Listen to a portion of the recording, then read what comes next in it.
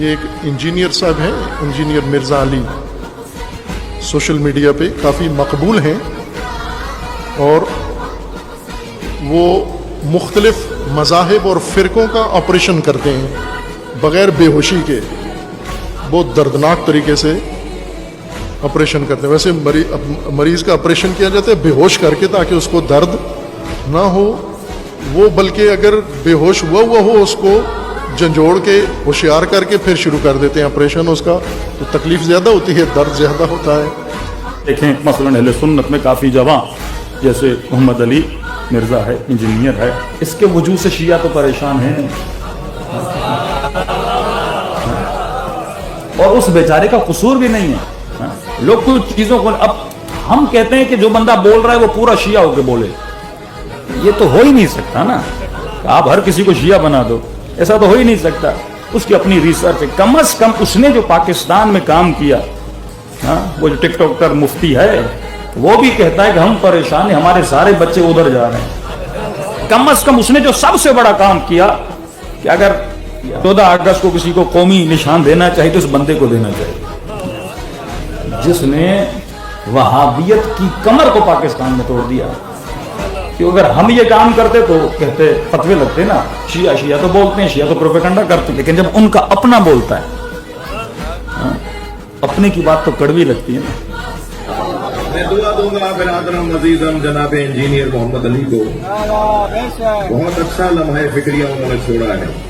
وہ فرماتے ہیں کہ اگر علی کے زمانے میں ہوتے تو وہاں علی کے ساتھ کھڑے ہو کر تلوار چلانے کو تیار تھے, آج بولنے کو تیار نہیں.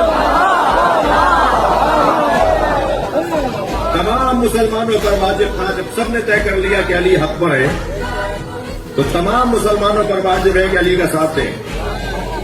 اگر اس زمانے میں ہوتے تو علی کا ساتھ دیتے, علی کے حق میں تلوار چلاتے, علی کے ساتھ کھڑے ہو کے علی کے مخالفوں سے جنگ کرتے. آج کہتے ہو خاموش ہو جاؤ. یہ بزرگوار محمد علی مرزا صاحب اب تو معروف شخصیت ہیں, سب ان کو جانتے ہیں کہ ایک آزاد فکر رکھنے والے شخص ہیں, اور انہوں نے ایک بہت ہی مشکل میدان چنا ہے جو شاید پاکستان میں تو کسی نے آج تک ایسا موضوع اور ایسا میدان نہیں چنا تھا. یہ پہلے ہیں. اب ان کی وجہ سے ممکن ہے اور بھی آ جائیں میدان میں, اگر ان کا حشر دیکھ لیا پہلے, ان کے ساتھ جو ہو رہا ہے اور ہوتا ہے, تو بعد میں بھی ممکن ہے کچھ جرأت کرے. لیکن ایک خاص اپنا ان کا مطالعہ ہے, مزاج ہے, اور سب سے زیادہ جو انہوں نے اپنا موضوع, سب سے خطرناک موضوع چنا ہے وہ یہ ہے کہ فرقوں کے اندر جو موجودہ مسائل ہیں ان کے اپنے بقول کے فرقوں کی انجینئرنگ یا فرقوں کی جو شناخت ہے, ان کے اندر جو کمزوریاں ہیں جس وجہ سے فرقہ واریت ہے یا فرقہ بازی ہوتی ہے, اور وہ پہلو, اور یہ اس لیے خطرناک ہے کہ سب سے زیادہ حساس موضوع مذہب ہوتا ہے, اور مذہب میں بھی دین سے زیادہ حساسیت فرقے کے اوپر ہوتی ہے. واقعہ کربلا اس سے ریلیٹڈ نہیں ہے کہ جی ان کے اوپر پانی بند ہو گیا, ان کے اوپر ظلم ہوا, کتنے بندے شہید ہوئے, یہ سیکنڈری چیز ہے.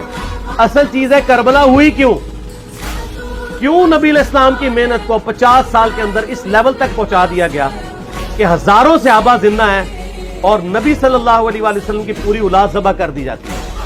اگر آپ کہتے ہیں کہ بخاری مسلم سے ہم نے صرف رفع الیدین کی حدیثیں لینی ہے یا ایمانیات کی حدیثیں لینی ہے, اور باقی جو بخاری اور مسلم میں آل امیہ کی بدماشیوں کو ننگا کیا گیا ہے وہ ہم نے نہیں لینی ہے, تو سر پھر آپ اپنے آپ کو کلیئر کٹ, پھر ہم آپ سے واقعہ کربلا نہیں ڈسکس کریں گے, حجیت حدیث پہ بات کریں گے.